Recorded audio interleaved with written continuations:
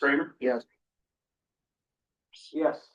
Right, we are now back into open session. Something, guys. I'll grip.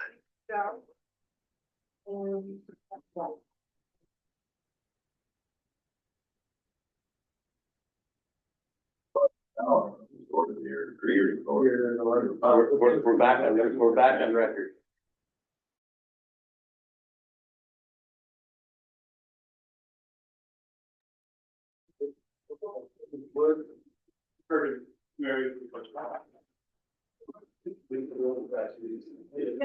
Thanks, Kevin. Thanks, have a good one. Thanks, Dave. Thanks, Dave. Okay, stay warm out there. I know it's gonna be a cold one next few days. See ya. See ya. See you guys. Yeah.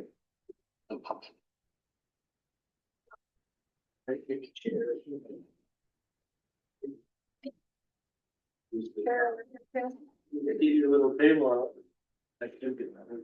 Hold up over here. You can sit Kevin's spot. In the water, that's what makes fishing crazy. You crawl under the table, I dare you. Can't do it. I'll just snuggle. With Andrew? So we got item 23, the fiscal 27 budget work session. Then I'll hand it over to you. Yeah, we're just kind of at those final stages. I wanted to recap everything that we had talked about at the last meeting. You know, a handful of things we just wanted to recheck. Starting with the budget recap, you can see that the general fund is showing a negative $40,000. That is essentially, the bulk of that is that turf groomer. We went ahead and budgeted the whole thing, and then we're going to borrow from capital equipment, the chipper fund, to help pay for that. The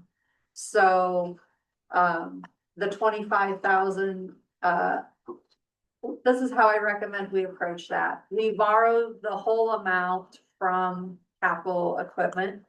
If we get some surplus at the end of the fiscal year, we'll repay that. It's just an easier way to figure out how to balance the budget right now in the lump sum rather than budget half, borrow half. It's just easier.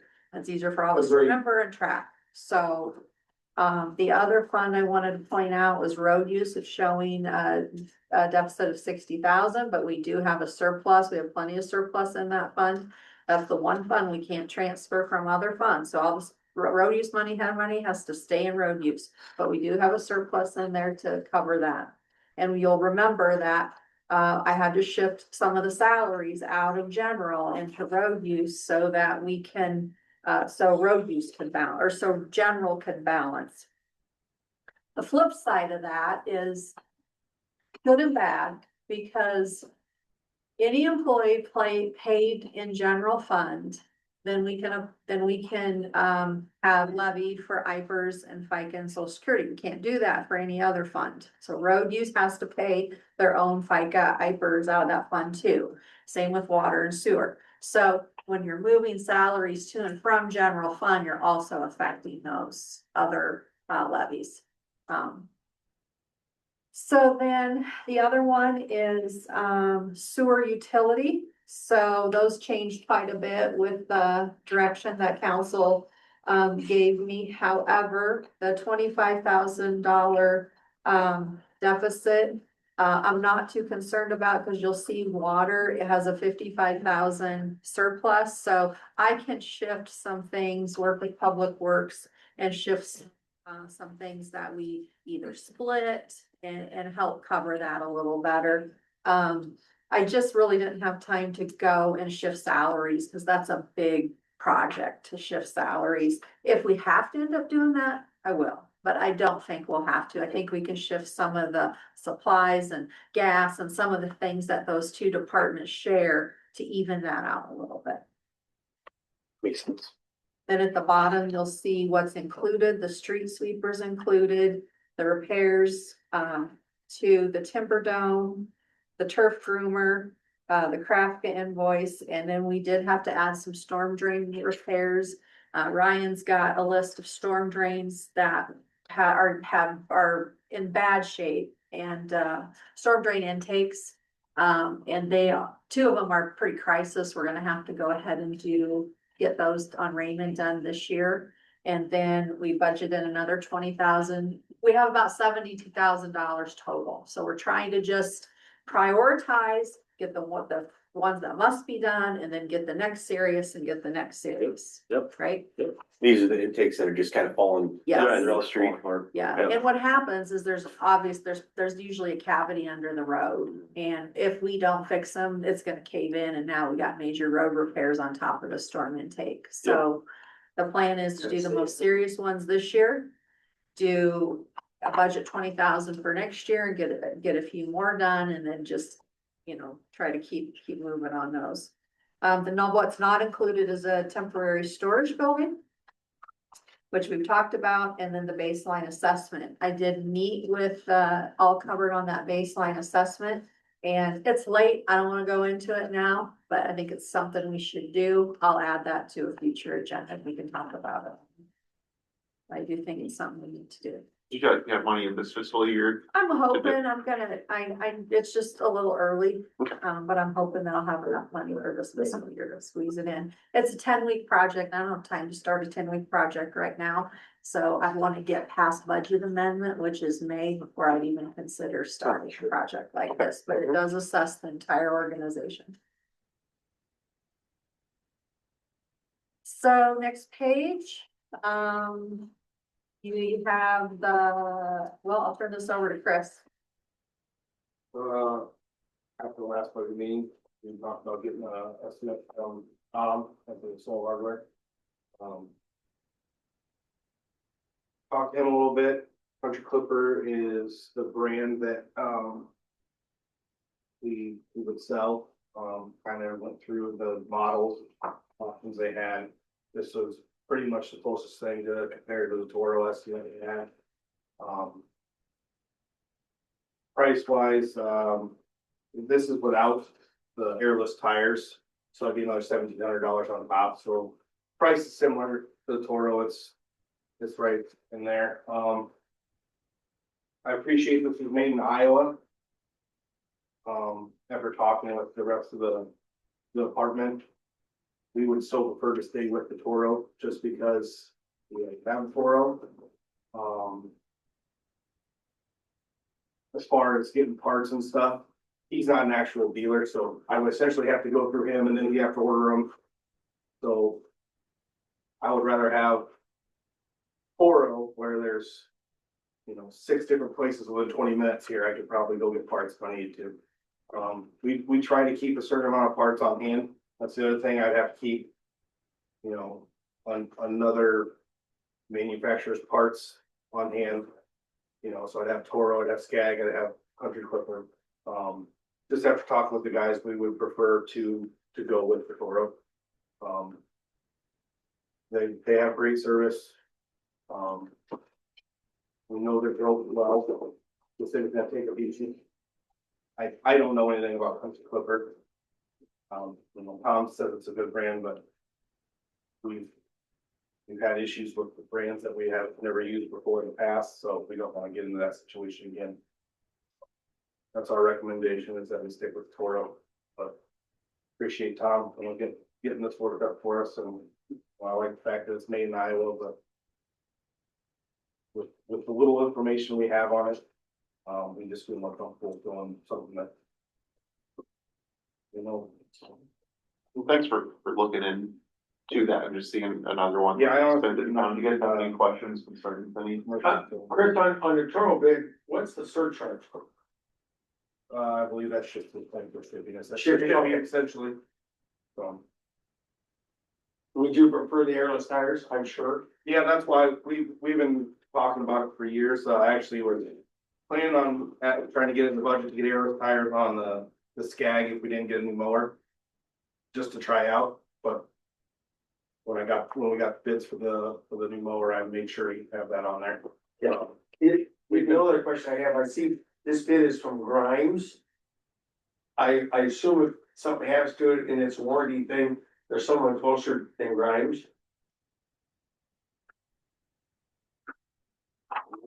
The MTI is out Oh, of. MCI, yeah. So, So, they're actually, their main is out of, Minneapolis, but there's a guy that, he basically a travel service guy. He's in Okay. Iowa City, Coralville area 3 times a week. Okay. So with our other Toro we've had issues with, if I call him, it's usually one day. Next day he's there, 2 days at most. I just didn't want to be a deal where, hey, some grinds and No, it's gonna take, okay, no, that's fine. they're actually, that's one of the, things that the service has been great with the other Toro. Again, parts, they'll either direct ship them, we'll have them within a day or two, or if I don't wanna wait that long, we can go somewhere else that might have them in stock, so. there's multiple Toro dealers yeah, there- around that you yeah. can go get the Cedar whatever Rapids, Iowa part you City, need. North of Reef. I would, as we grow, I just feel like we're gonna wanna stick with a brand we're comfortable with. And like I said, the same thing, take it, so.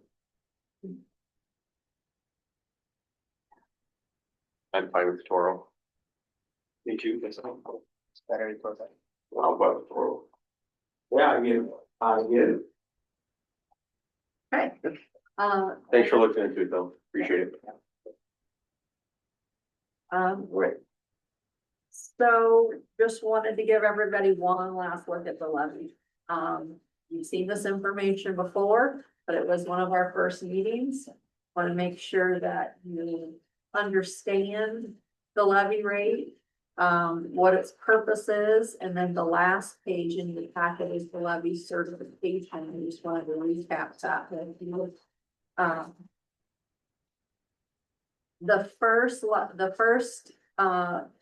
line with the number there is the $8.10 that the city's able to collect through the assessed property tax.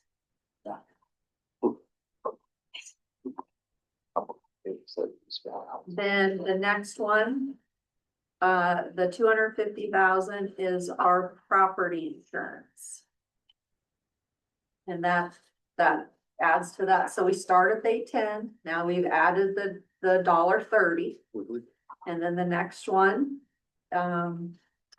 is the ag doesn't go into that collection. Let's see, then we jump down to where it says FICA and IPERS.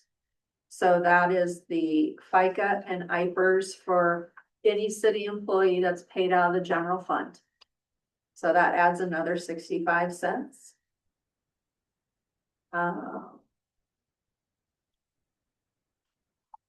And then the other employee benefits is the employee health insurance.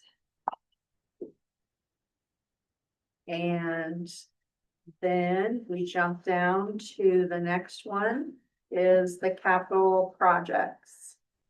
And that is that water levy that is a voted levy that we can collect for water.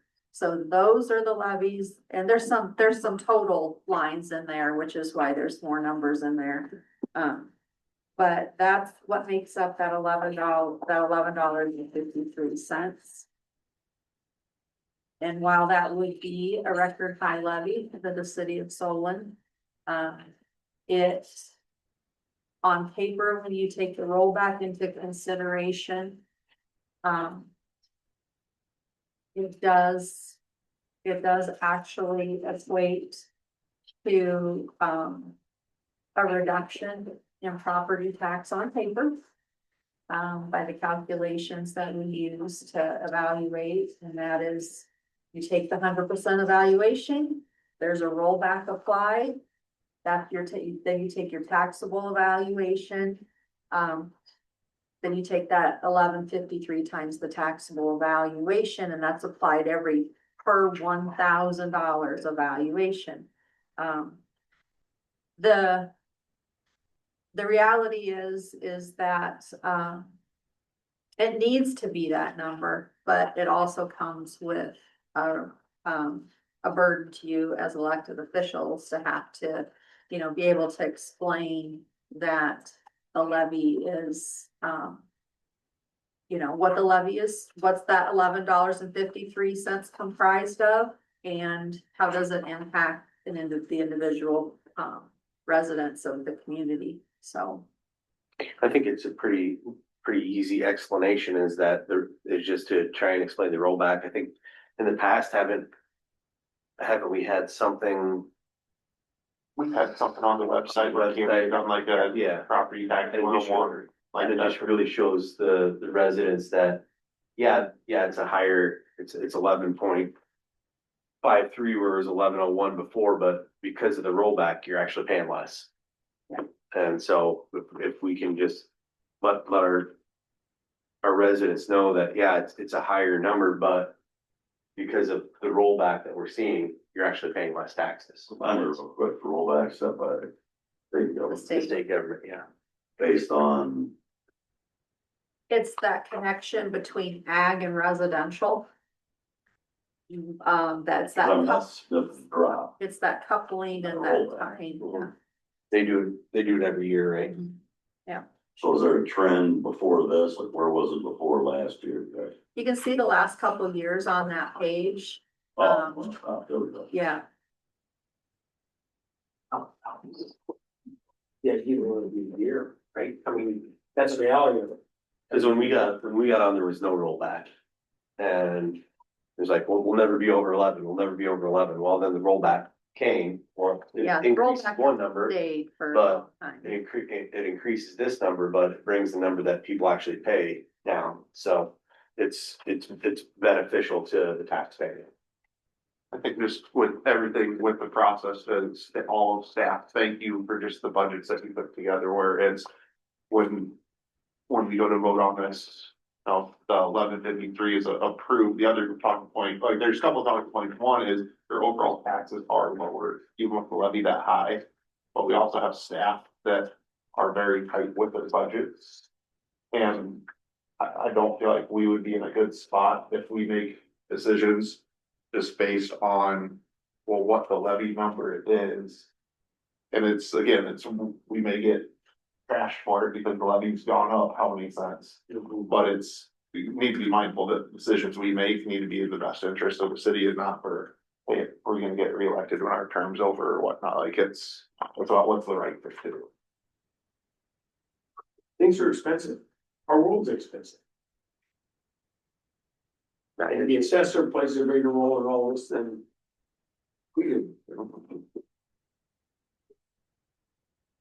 Is there, Well, with that, you have successfully wrapped up the city budget. Now, what happens now is we as staff go put all this into all the state forms and do all the formal processes. But, you've done all the hard work and that's making the decisions and, getting us to this point that we can say that everybody feels good about this budget, everybody understands what they've approved, and we're gonna move forward and making this the formal budget for FY 27. Now, there's gonna be a lot of meetings and a lot of talk about this, but basically, the numbers don't really change at this point. It is what you've set now, and now it's just the formality process that we're gonna be starting, and that'll go on through April. Is there any information that would be helpful as far as giving anybody talking points as far as what the changes are as we move forward? Is there anything that you don't have that would be helpful to answer questions you may receive? Quo.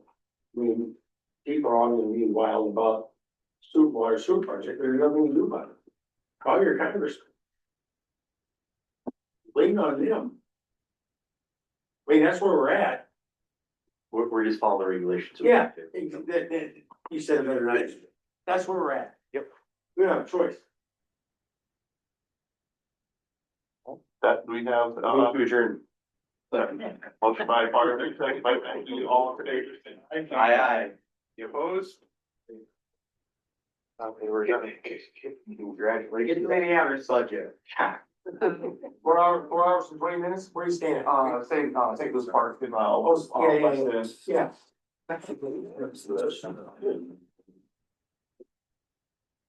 Sorry, are you ready?